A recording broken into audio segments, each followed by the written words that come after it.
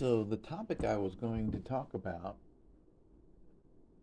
it was so cold outside I couldn't get around to it, but I'm going to do it now that I'm in a nice warm office. What I wanted to discuss was something my daughter and I would discuss last night.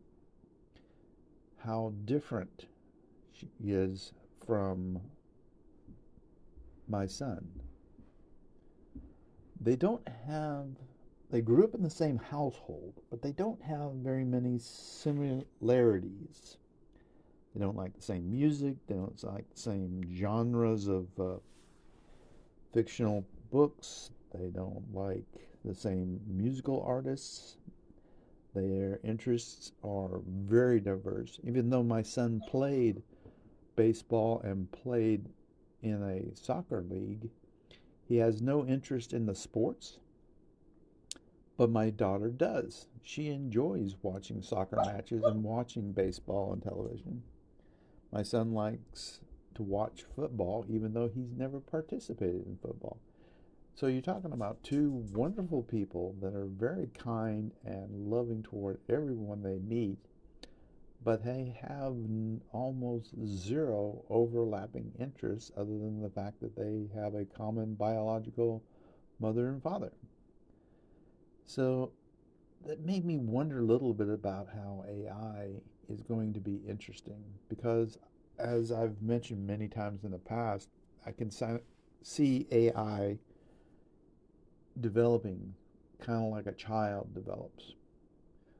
But also, the children that I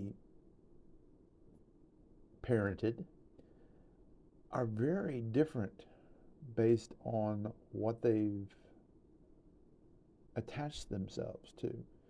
I don't know if it's biological, whether it's friends, what it is exactly, but it's kind of interesting that it is so different in my daughter and my son. So that's one of those things. I don't have a real answer for this, but it is something I'm going to watch closely.